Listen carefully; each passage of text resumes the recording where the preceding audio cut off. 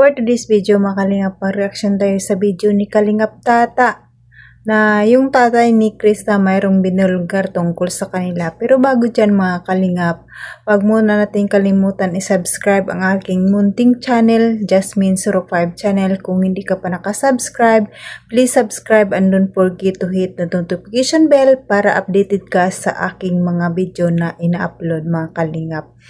At wag nating pagsawaan pasalamatan ang ating ama ng Kalingap, Bal Santos Matubang, Ate Edna Vlog, Kalingap Rab, Kalingap Edo, Jack Tapia Matubang, charity vlogger sa buong mundo na tumutulong sa ating kababayang mahirap.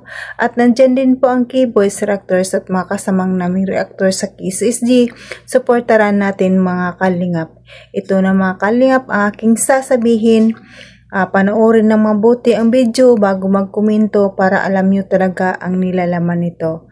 At bago tayo patuloy sa pagpapanood mga Kalingap, batiin ko muna kayo ng magandang araw, magandang gabi kung sang sulok ng mundo tayo naroon ngayon, mapa Mindanao, mapa Luzon, mapa Visayas, mapa OFW, kamusta tayo mga Kalingap? Ito na mga Kalingap, panoorin natin kung ano talaga ang binulgar ng tatay ni Krista tungkol sa kanya. Tara, let's go, panoorin natin.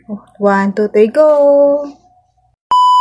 Nung mga malilit pa sila Krista atay, hindi ba sila lumalabas yun? Parang hindi pa sila masyadong sanay na lumabas.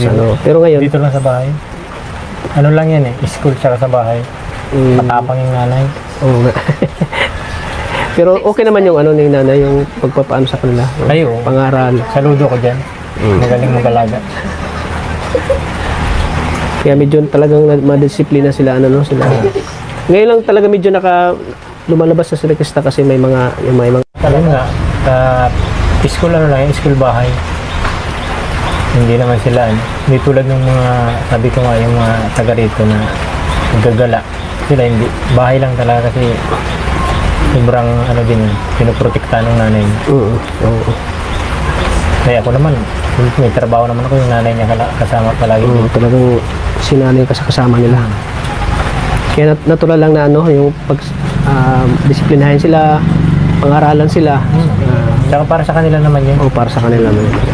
Sabi ko nga gaya sa school, sa inyo naman yan, mag-aral kayo ng mabuti. Kasi para sa inyo nang hindi naman para sa amin. Kasi unang-una, yun, kung makatapos sila, nasa kanila na yan. Kung halimbawa, tawag yan, mag-asawa sila, at least tapos na sila. Sana yun, nagampanan na namin bilang magulang, nagampanan na yung tungkulin nyo. Para pag-aralin sila. Kapag tapos. At saka, kapag-trabaho na sila, so let's do tayo na. Sila na naman mag-desisyon sa sarili nila kung gusto nila mag-asawa. Enjoy na nila o hindi mo na sila mag-asawa, enjoy mo na pagka bilang single, o gusto nila pang tumulong sa kanila. Gusto nila pang tumulong. Nasa saktong edad na talaga sila mag-asawa kung gusto nila. Kasi talagang sa mga magulang, talagang kailangan pang-aralin mo yung anak mo. Yan. Kasi gaya namin mag-asawa, di naman kami nakapagtapos ng pag-aaral. Kaya sa kanila lang. Sa kanila lang kayo babawi. Kaya sabi nga niya, hanggang kaya. Pag-aralin. Kakayanin. Basta makita natin sa kanila na sumikap din sila sa pag-aaral. Pag minsan nga may award sila sa school, bakit ng stage, tuwan-tuwa kami kasi hindi mo alam na may din pala yung anak mo. Siyempre proud kayo sa anak. Minsan nga ayaw ko pa nga minsan kaya pag nag-graduate sila, ako sinasama, pinapaano niya na misis. Ko lagi pag-graduate ito. Huwag na, naiiyak nga. Hindi, kasi ikaw lalaki, babae yan. Ganun. Kasi magkamukha kami. Sige tay. Maraming salamat sa So at least okay na yung tricycle nyo. Kunting kulang na lang. At syempre, masaya tayo sa ni Krista, sa buhay niya ngayon. Na natutulungan ng mga sponsor. Lalo ni Kuya Rab, Kuya Val. At syempre, andito pa rin kami para kay Krista. Nakasupport pa rin kami. Lalo ni Kuya Rab, Kuya Val.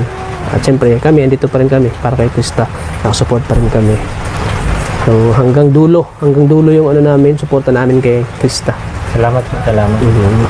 Saka po pala uli, nagpapasalamat ulit kay Mami Rose sa ano po, sa binigay niyang pampagawa sa bubong. Wow, yan. Salamat po kay Mami Rose. Thank you po. Shout Si out. Ma'am Ingat. Rose din pala yun. Si Mami Rose. Sabi kasi ni Mikoy, Mami Rose lang. Oh, Mami Rose. So, yun ang sponsor talaga ni Mikoy. Yan talaga ang tumutulong kay Mikoy. So, si Mami Rose, napakabait din. Napakamatulungin ni Mami Rose. So, ayan. Na hindi na kayo matutuluan dyan at naayos na. Okay na yun. Hindi na kayo maulanan. So, tay, matagal ko na sa ibigay ito, tay. Kaso ngayon lang talaga nagkataon na na bisita ko kayo, napuntahan ko. So, yan, nag-chat na nga sa akin kung bakit daw hindi ko pa nabigay sa iyo. Pero medyo busy pa lang po, ma'am. Kaya medyo hindi ko mananalo kay tatay. So ngayon, nagkataon na nabisita kami dito. Kaya ito ay di siya magpabanggit tayo galing sa anonymous sponsor. Para daw sa ito. Ano tayo? Tanggapin mo. Salamat po sa anonymous sponsor po. Anonymous. 1,000 po. Yan. Maraming salamat po. At lagi po kayong nandyan para sa amin. Kay Krista, saka sa team ng ni Chris. Salamat din po kay Kuya Rab, kay Kuya Bal at Ate Edna. Kaya kung dahil sa kanila, Hindi dahil sa kanila po, wala po talaga mabubuong kalingap. kalingap, Sa inyo po, Kuya Tata, walang Mikris, kung walang... Ate Ligaya, maraming salamat po. So ayan, siyempre maraming salamat kay Mami Rose sa tinabot niyo po. Maraming salamat po. So, Talagang, kung hindi dahil po sa inyo, hindi po talagang maayos malaking yung tulong yung pag natin, no? Pag-vlog. At siyempre nakita siguro sa vlog ko, no? Na yung bubong niyo ay nasira. Nakita ni Mami Rose. Kaya pinabot niya kay Miko yung tulong sa inyo. Kaya thank you po kay salamat Mami Rose. kay Mami Rose. Ayan. Sige po tayo, thank you po. Salamat. Ikaw na pong bahala dyan. So, mga kalingap, ayan lang muna ang update natin sa Mikris. Kasi wala pa ding upload ang Mikris. Nakakamiss din sila ang kantahan at kulitan nila ni Mikoy. No, nakakatawa din si Krista, nakakamiss din ng Mikris ang kantahan nila. Nakakawala ng stress, kaya nag-antay-antay na lang tayo at patuloy pa natin habang wala pang ng bagong upload. Patuloy pa natin marathon ang channel ni Kalinga Prab para malaking tulong ito sa kanya, no. Yun nga ang pinagtapat ng tatay ni Krista, na sobrang discipline talaga sila ng kanyang ina. Mas maganda yun, mas maganda.